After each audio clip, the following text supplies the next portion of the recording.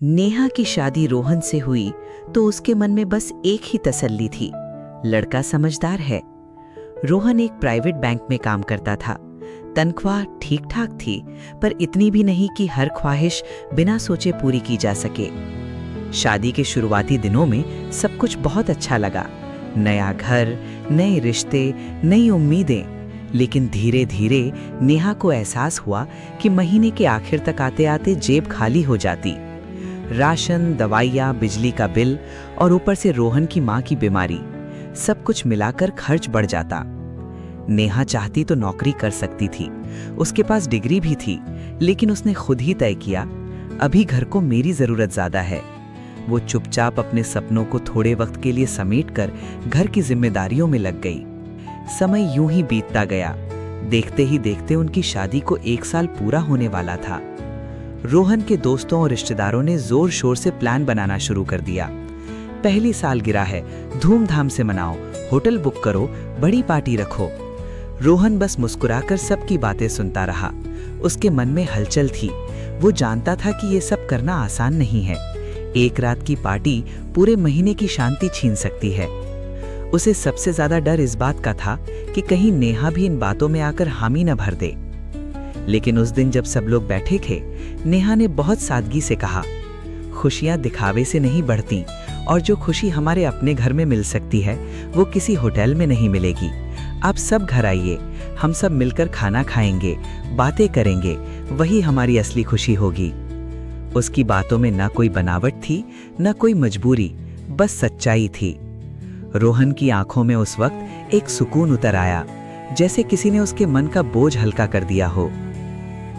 घर में ही छोटी सी सालगिरह मनाई गई। नेहा ने अपने हाथों से सबका पसंदीदा खाना बनाया। घर हंसी से भर गया, बिना शोर शराबे के, बिना फिजूल खर्च के। उसी दिन रोहन की बहन कृतिका भी आई थी। वो अपने महंगे कपड़ों और दिखावे के लिए जानी जाती थी। हर मौके को बड़ा बनाना, खर्च करना, यही उसकी आदत थी। कृतिका ने नेहा से धीरे से कहा, तुम लोग इतनी सादी सालगिरह मना रहे हो, मजा नहीं आया तुम्हें? नेहा मुस्कुराई, मजा तो तब आता है जब बाद में पछताना ना पड़े। खुशियां वही अच्छी होती है जो चैन भी दें। कृतिका कुछ पल चुप रह गई।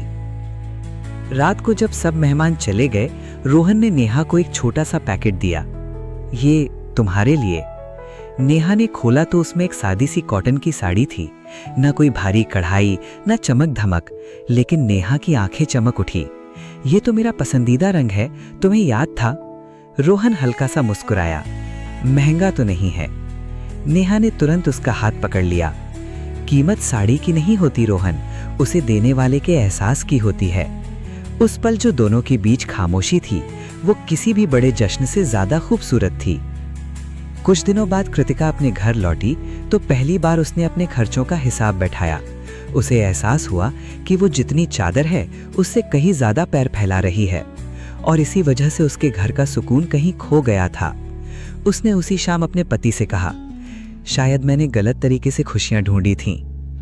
इधर नेहा और रोहन का घर छोटा जरूर था, लेकिन वहां एक चीज भरपूर थी, संतोष। क्योंकि उन्होंने सीख लिया था, खुश रहने के लिए ज्यादा नहीं, बस समझदारी चाहिए। संदेश: खुशियां दिखावे और खर्च से नहीं, समझदारी और संतोष से मिलती हैं। चादर देखकर पैर फैलाना सिर्फ एक कहावत नहीं, बल्कि सुकून भरी जिंदगी का सबसे बड़ा मंत्र है।